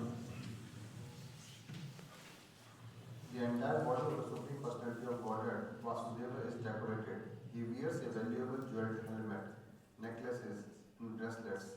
His neck is adorned with a Kaustubh jewel, and he is dressed in yellow silk garments. Okay. Kanchi Kalapa Paryastam Lasat Kanchana Nuparam Darshniyatam Shantam Mano Nayana Vardhanam. The Lord is decorated with a small golden bells around his waist, and his lotus feet are decorated with golden ankle bells. All his bodily features are very attractive and pleasing to the eyes. He is always peaceful, calm and quiet, and very pleasing to the eyes and the mind. One is Darshaniya Tamam, the super excellent. Tamam, he is the most, you can say Darshaniya Tamam. Excellent personality should be looked upon. Darshaniya Tamam Shantam Mano Nayana Vardhanam, very pleasing to eyes and the mind. Okay? Yeah, Prabhu. Obviously, the description is there, and the Lord is always obviously so beautiful. At the same time, when we compare, and Prabhupada says, 4 arm to 2 arm. Yeah. 4 arm में तो pleasing नहीं है, वो तो fear है. Fear. यहाँ पे लिखा है कि it is very pleasing to eyes. It's very pleasing, yes. Forearm is also very pleasing. Fearful is universal form. Forearm of the Lord is also very pleasing. Forearm में awe and reverence. Awe and reverence. Yeah, it's very pleasing. In the forearm, Lord is also smiling. Padabhyam nakh mani shrenya vilasabhyam samrachatam hrit padma karnika dhishnyam akramya atmani avasthitam. The real yogi is meditate upon the transcendental form of the Lord as he stands on the wall of the lotus of their hearts, the jewel-like nails of his lotus feet glittering. Yeah. Smayamanam abhidhyayet sanuragavalokanam niyatena neika bhutena manasa varadarshabham. The Lord is always smiling, and the devotee should constantly see the Lord in this form. As he looks, they will towards the devotee. In this way, the meditator should look towards the Supreme Personality Godhead, the bestower of all benefits. Purport. The word Niyatena is very significant in this connection, for it indicates that one should execute the practice as stated above. One should not manufacture a way of meditation on the Supreme Personality Godhead, but should follow the authorized shastras and personalities. By this prescribed method, one can practice concentration upon the Lord until one is so fixed that he remains in trance, thinking always of the form of the Lord. The word used here is ekavatina, which means with great attention and concentration. If one concentrates on the description of the bodily feature of the Lord, one will never fall down. So many wonderful statements Prabhupada gives in. Prabhupada said these are his purpose, are his devotional ecstasies. You know? If we can follow one instruction wholeheartedly, we are so safe in Krishna consciousness. He says, if one concentrates on the descriptions of the bodily features of the Lord, one will never fall down. And the word used, ek bhutin, means with great attention and concentration. So whenever we go in front of the deities, we should not be in hurry. We should come to the deities with good time. So that with attention and concentration, we should spend time with the deities, appreciating their features. You know, in second canto also it is mentioned, more we meditate on the lotus feet of the Lord, more our intelligence gets purified. So each and every limb of that Lord, if we meditate with great concentration and attention, so the Prabhupada is saying one will never fall down. Okay. So auspicious. So now what will be the result of this meditation? Evam bhagavato rupam subhadram dhyayato mana nivritya paraya turnam sampannam na nivartate. One who meditates in this way, concentrating his mind upon the always auspicious form of the Lord, is very soon freed from all material contamination, and he does not come down from meditation upon the Lord. Yeah, so there are three benefits in a shloka if you see. Nivritya, he is freed from all material contamination. Then nanivartate, is not deviated. And then paraya sampannam. Sampanna means being enriched with parya, with transcendental happiness. Okay. So if you meditate like this, we'll be freed from material contamination, we will never deviate, we'll never fall down, and will be given higher bliss. Okay. Yeah. Japascha paramoghuya shruyatame nipatmaja ya saptaratram prapathan puman pashyati khecharan. O son of the king, now I shall speak on unto you the mantra which is to be chanted with the process of meditation. One who carefully chants this mantra for 7 nights can see the perfect human beings flying in the sky. Okay. So, Prabhupada is saying that in between the paragraph, it is hinted herein by Narada Muni Dhruva Maharaj that by meditating upon the transcendent form of the Lord, at the same time chanting the mantra, one becomes so perfect, within 7 days he can see the human beings who fly in the sky. We cannot act, it will be our hallucination. But by this perfection of chanting of the mantra. Second paragraph, Prabhuji.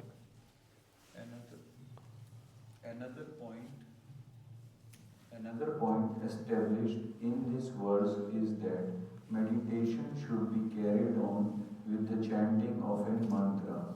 Chanting of the Hare Krishna mantra is the easiest process of meditation in this age. As soon as one chants the Hare Krishna mantra, he sees the form of Krishna, Rama and their energies. And that is the perfect stage of trance. One should not artificially try to see the form of the Lord while chanting Hare Krishna. But when the chanting is performed offenselessly, the Lord will automatically reveal himself to the view of the chanter. The chanter therefore has to concentrate on hearing the vibrations, and without extra endeavor on his part, the Lord will automatically appear. Yeah. But if we keep the photo of the deities in front of us, and looking at the Radha Govind and we chant, it helps us in hearing. It helps us in focusing. So what is that mantra? Om Namo Bhagavate Vasudevaya Mantranena Devasya Kurya Dravyamayim Buddha Sarpayami Vidhe Dravye Deshakala Vibhagavit. Yes, Prabhuji. The last verse, it seems contradictory to what Narada is saying, what Prabhupada has said, to concentrate just on the sound. So the name and fame and everything will be revealed through this chanting only. Yeah. But Narada Muni is saying to concentrate upon the form of the Lord at the same time chant. So it seems contradictory. Yeah. So Prabhupada is writing here because, Narada Muni was saying you simultaneously japa also.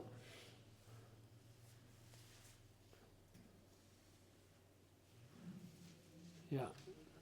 But here Prabhupada is saying in this Kali Yuga, Hare Krishna Mahamantra is the only easiest way. We cannot meditate. Our mind is so turbulent, we cannot meditate. Okay, so the difference is because of the yugas. Yes, we cannot. Because earlier it was told that he performed Ashtanga Yoga also. To perform Ashtanga Yoga, then meditate on the form of the Lord, then chant the mantra. Again he'll say, then do the Archana also. Next he'll say, do the Archana also. And other processes also he'll describe. But for Kali Yuga, in Hare Krishna Mahamantra is everything. Yes, Mataji. There's one doubt. Personally for me, this, like we say, we chant, we have to meditate. So on what thing we have to meditate? Hare month, Hare word. But it's very easy when we think about deities. Chanting becomes very easy. Yeah, very easy, yeah. But we say that Kali Yuga mantra is the only. Yeah, that's what I said. If you keep the photo of the deities in front, then it's become easy for us to hear also. Looking at Radha Govind, Radha Parthasarathi, and we are talking to them, we are calling out to them, please engage in your service, then it becomes easy for us to meditate. If it is not, nothing is there, just hearing the sound vibration, it becomes very dry for us. And then mind wanders here and there. So mind has to be given some job. And eyes, if you just look at the Lord, appreciating their features, and then speaking and hearing, it helps us. It helps us. Nothing wrong in that. We are discussing about determination here. Yeah. So, everyone wants that I should become determined in bhakti, but try also, but the determination doesn't come. So, can we think that it's because of the past karma also? The more one has done bhakti in past lives, the more determined that person will be. Or like that, it all depends on our efforts only. No, it's obviously our past karmas also are there. Past karmas, past offenses, everything is there. But we can't do anything of that. Whatever we have is the present life, present moments. So let's give our best. Whatever we can do, let's give our best in these moments. No, we don't have the accounts of past. So no need to compare ourselves with others, but we can take inspiration from others' example and try our best.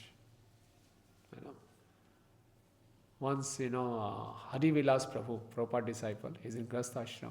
He came to Punjabi Bagh. He gives very nice classes, Hari Vilas Prabhu. So I told him, Prabhuji, any instruction for me, just any advice, you have such an experience.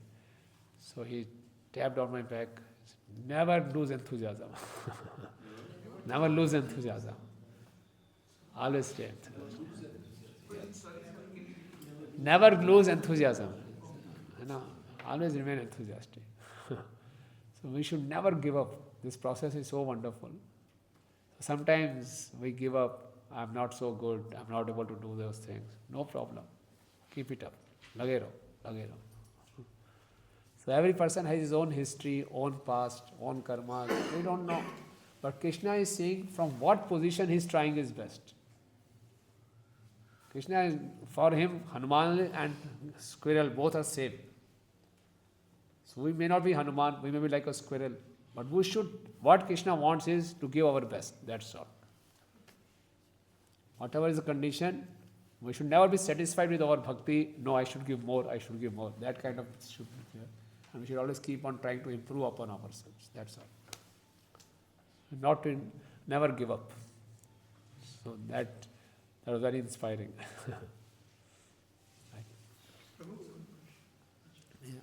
तो ये इसी context में जो आपने you mentioned this is, His Holiness Bhakti Swarup Damodar Maharaj and Srila Prabhupada, determination in 4 principles.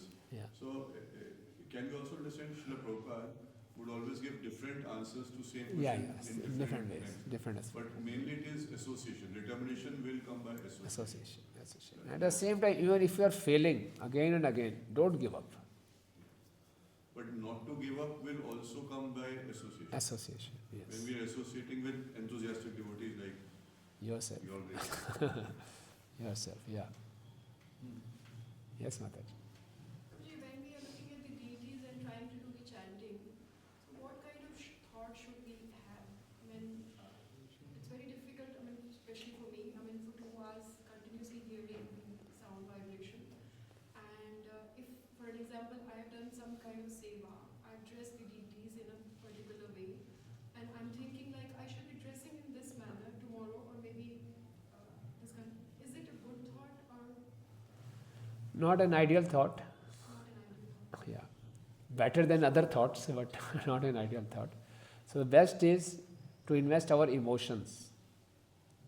Now, His Holiness Satchidananda Swami Maharaj was saying that I have done many workshops and many seminars, many research on chanting of the holy name. The best thing is that whenever I am chanting, I should always think that Lord is here with me. So I should be very conscious. Like if we are sitting in this room, all of a sudden Prabhupada comes or Guru Maharaj comes, we'll be very alert in our dealings, in our behavior. So when we are chanting, we should just believe that Radha Govind is here. So when you keep the deity's picture in front of us, so chanting, we are talking to them. It becomes easy. So chanting is a personal meeting with the Radha Krishna. So we have to express our emotions. Please engage me in your service. We can express our gratitude. We can beg forgiveness for our mistakes. Please give me shelter. Please guide me. Please. So these kind of prayers, we keep on just talking to. They are here. That way. Yes, you love it. This again, Vinay was Prabhu's question and then Mati's question. So Srila Prabhupada is clearly saying one should not artificially try to see form of Lord. Yeah. At the same time, we also, and he's saying that Hare Krishna Mantra is it, and Hare Krishna Mantra is the sound vibration. At the same time, in our experience in Krishna consciousness, it may become very dry, he also said this thing.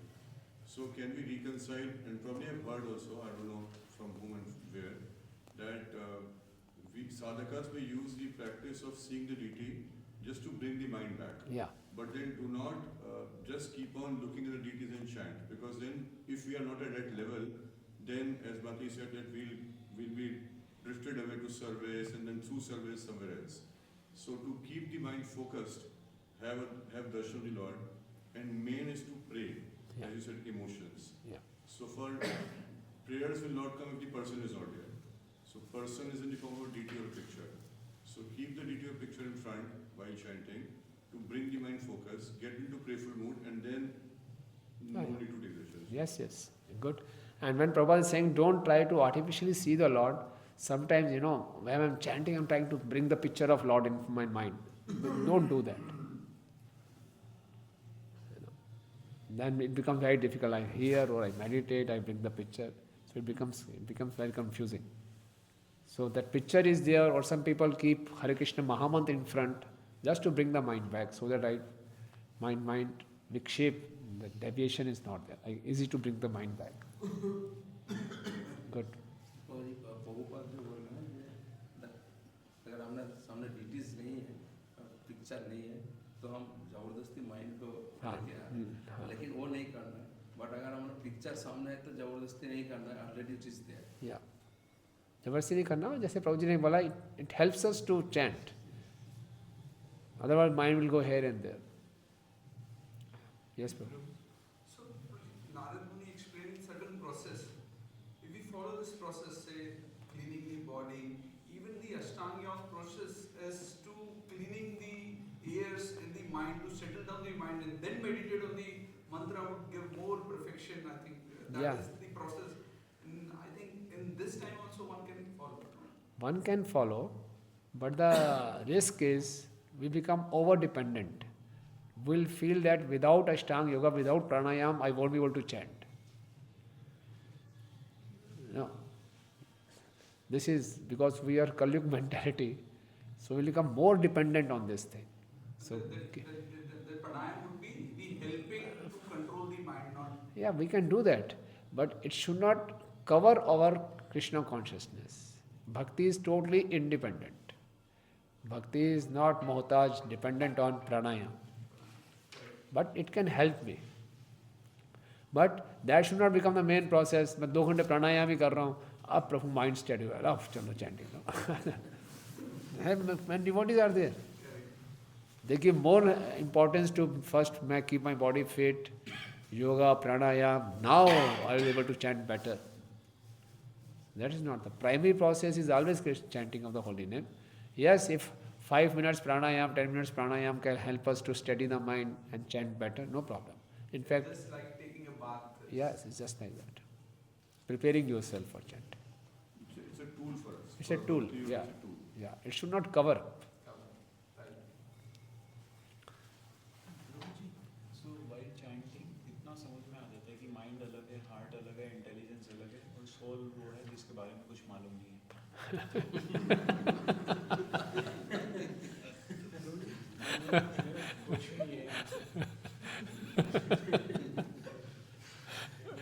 और कृष्ण के बारे में तो और भी नहीं पता. Out of word experience है ना. तो मेरा क्वेश्चन ये है कि जैसे प्रेयर बोला प्रभु जी ने, प्रेयर्स होती हैं हार्ट से, माइंड तो एक्सेप्ट रिजेक्ट होता है और माइंड इधर उधर जाता रहता है और हार्ट जो है वो बिल्कुल ड्राई हो गया है प्रभु जी मतलब. तो फिर when we are doing prayers तो कैसे मतलब उनको कैसे हार्टफुल इमोशंस के साथ, तभी हम फिलोसफी भी सुनते नहीं हैं जैसे आपने कहा कि लगता है कि वही चीज़ तो बताएंगे, तो फिर हार्ट में कैसे full of emotion. So he says heart में इमोशंस तो है नहीं, तो जबरदस्ती क्या प्रार्थना निकाल लेंगे. खाली पेट कितने टकार मारोगे. या सो हार्ट में इमोशंस नहीं हैं तो उसके लिए भी प्रार्थना करने की. My heart is so hard, no emotions, dry heart, so please Krishna make it soft. है ना. तो उसको कन्फ्रंट करना, उसे भागना नहीं है. प्रोसेस यही है. If my heart is hard, I have to accept it and then pray for that. Pray करना तो कुछ हो ही नहीं रहा. होगा ना, क्यों नहीं होगा. अभी हम डेली कर पा रहे हैं, ये भगवान की कृपा ही तो है. अभी तक भक्तों के संग में हैं. Mercy of Krishna. Another slogan in Bhagavatam says that अगर हमने chanting का time आंसू आ जाए, that means our heart is still frame. Yeah. तो that means always still. वो तो है ही. कंफर्मेशन. प्रभु जब हम ये ओम नमो भगवते वासुदेव चैंट करते हैं तो जैसे इसमें दिया गया हमें लॉर्ड के 400 फॉर्म के बारे में सोचना चाहिए. For us if you are chanting ओम नमो भगवते वासुदेवाय, तो मैंने एक बार साबरू भव से सुना था, बहुत अच्छा लगा था. तो वासुदेवाय कौन है हमारे लिए? कृष्ण बलराम. बलराम भी वासुदेव हैं, कृष्ण भी वासुदेव हैं. जब हम ओम नमो भगवते वासुदेवाय बोलते हैं भागवतम से पहले, so we should try to meditate on the lotus feet of Krishna Balram. चतुर्भुज पर फॉर्म में भी कर सकते हो, लेकिन हमारे इष्ट कृष्ण बलराम. राइट. ओके, कहाँ थे प्रभु हम? 54th वर्स पढ़ लिया था ना. अच्छा. ओम नमो भगवते वासुदेवाय मंत्राणेन देवस्य कुर्या द्रवमयी बुध सर्पयाम विविधैर द्रव्य देश काल विभागवेद. पढ़िए please.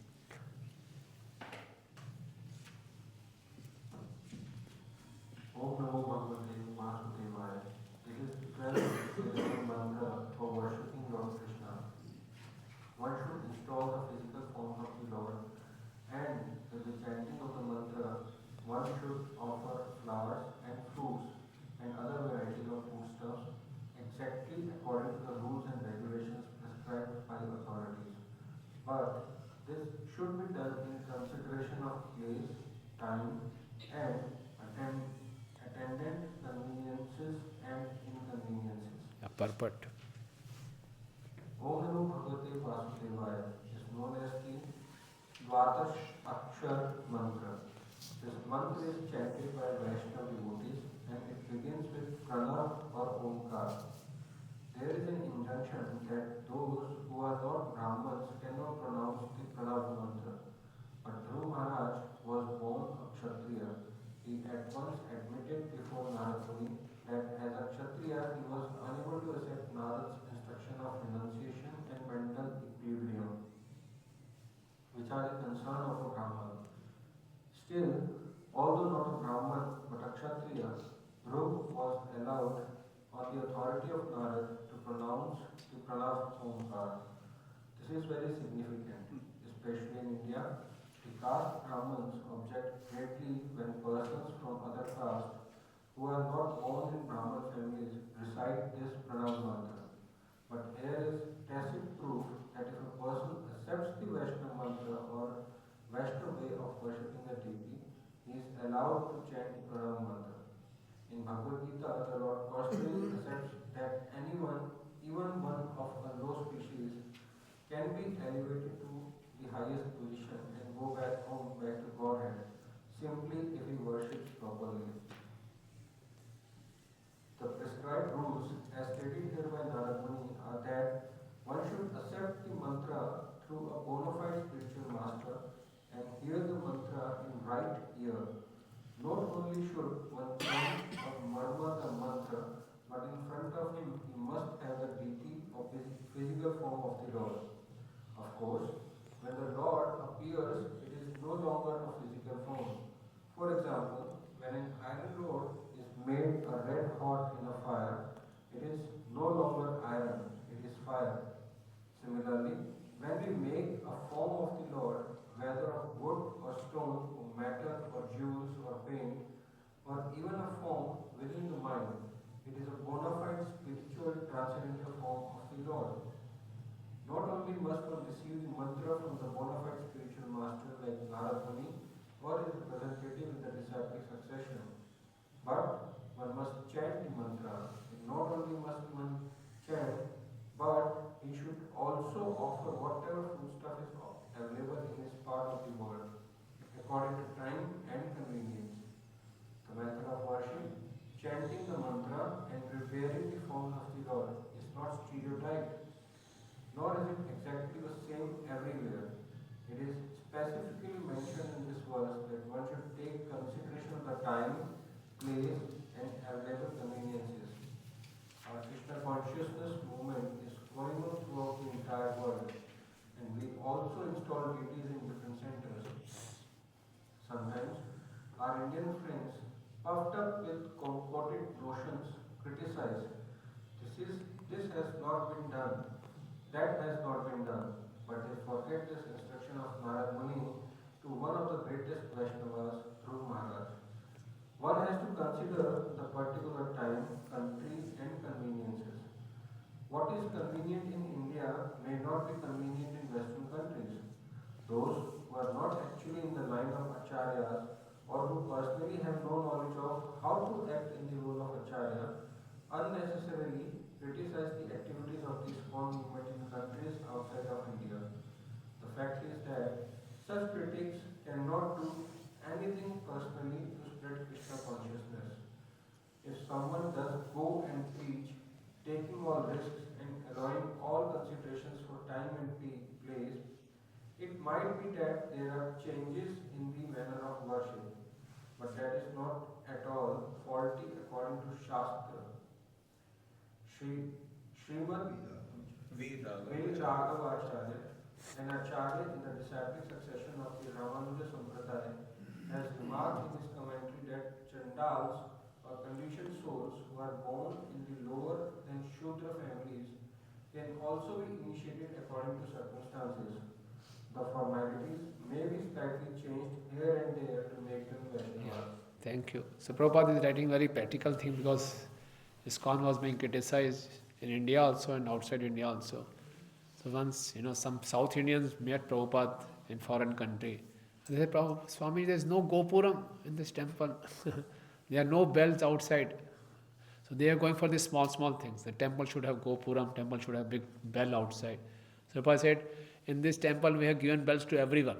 And everyone is chanting. What are those bells? This tongue is the bell. They are continuously ringing. Hare Krishna, Krishna, Krishna, Hare Hare.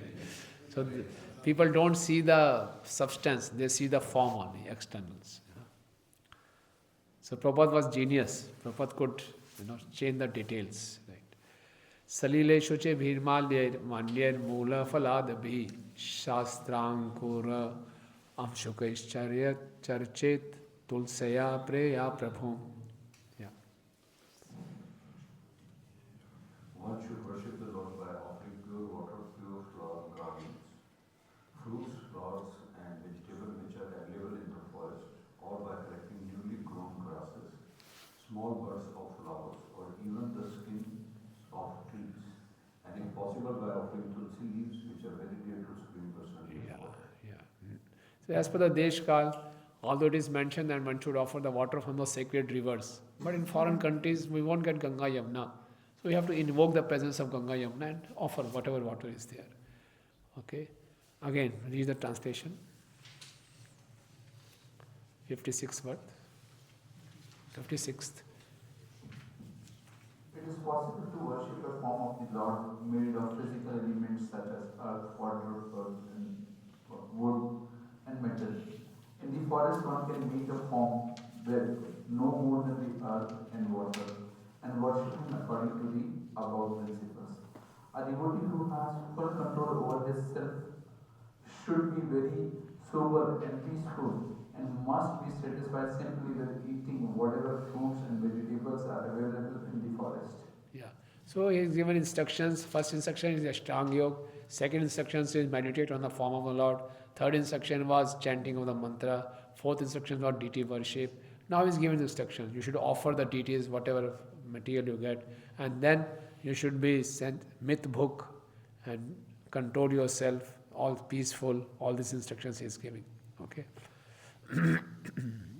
So Prabhupada is writing in between. Dhruv Maharaj was advised to worship a form made of earth and water, because in the jungle, if it is not possible to have a form made of metal, wood or stone, the best process is to take earth mixed with water and make a form of the Lord to worship him. Devotee should not be anxious about cooking food. Whatever is available in the forest or in the city among the fruit and vegetable groups should be offered to the deity, and the devotee should be satisfied eating that. He should not be anxious to have very palatable dishes. Of course, wherever it is possible, one should offer deities the best foodstuffs prepared within the category of fruits, vegetables, cooked and uncooked. The important factor is the devotee should be regulated. Myth book.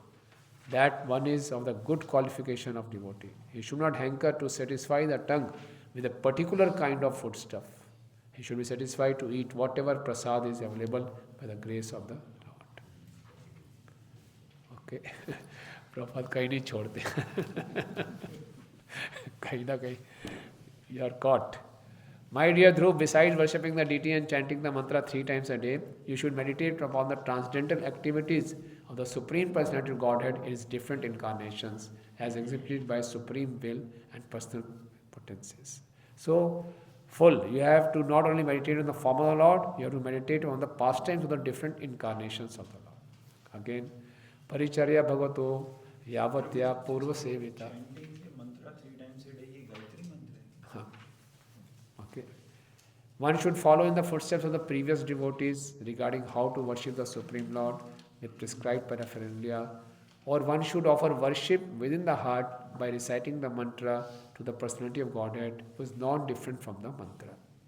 So here it is saying, if you are not able to offer any particular substance, you can offer it in mind also by chanting his Mool mantra. We have that story of a Brahman, that way. So this is how Narada Muni instructed Dhruv Maharaj to worship. The next is shown, what will be the effect of worship? Translation, anyone can read? 59 and 60 verse, translation.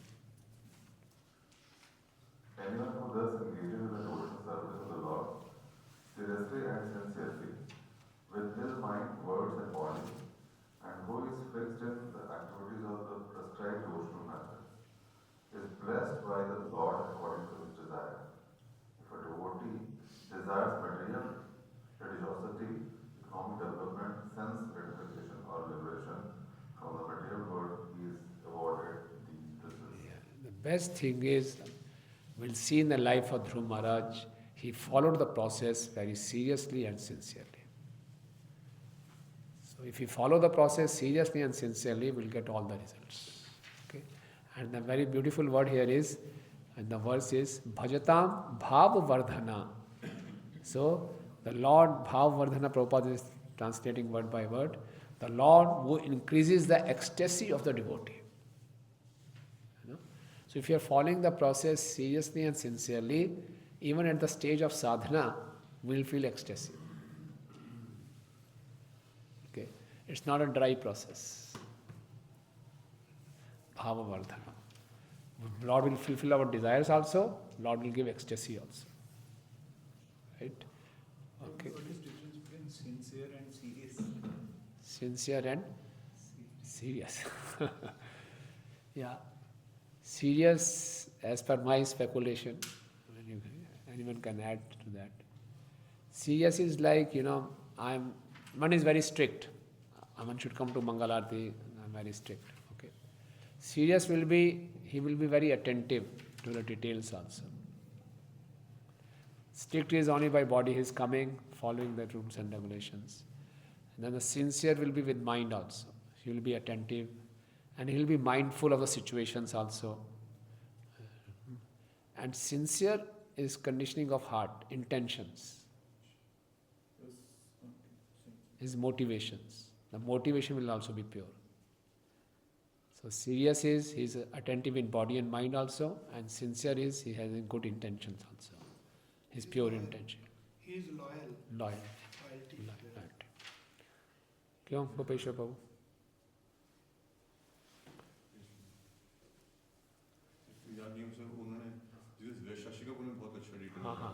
Sadhana strict serious and sincere इतना याद है. So sincere literal meaning is to having no ulterior motives. Yeah, no ulterior motives. Yeah, sincere word comes from sincera. That is the silicon, that we make glass. So sometimes in the glass we mix wax, उसमें bubble आ जाता है. So sincere means no wax, pure glass. So pure intention. Sincerity of purpose. Sincerity of purpose. Yeah, that was intention. Right. Hare Krishna. So we'll start from 61 tomorrow. Yes, Prabhuji. Here he said that the devotee desire any material things, and he continue the devotional service, Lord will award that desire. But at the same time, Chaitanya Charitamrita आपको बोलता है कि स्वचरणा वृद्धि और विषय बुलाए. मतलब मैं तो विज्ञ हूँ, अरे तो सब मूर्ख है, विषय मांग रहा है. मैं विषय क्यों दूँ? मैं अपना मार्सी दे दूँ स्वचरणा वृद्धि को, उसको विषय बुलाऊँ. कैसे? Yeah, good question. Because Lord Chaitanya tells Sanatana Goswami, Ami Vigya Ei Murkh Vishay Ken Deva. मैं इसको विषय क्यों दूंगा? I'll give him Swachanamrit. So sometimes the Lord gives opulence to his devotees, sometimes the Lord takes away opulence from his devotees, depending on what is good for the devotee. But surely he will give his Charnamrit. So in case of Bali Maharaj, he took away the opulence and gave his lotus feet also. In case of Dhruv Maharaj, he gave his opulences but the lotus feet also. Yudhishthira Maharaj also is given. So depending on the situation of the devotee, he can do that.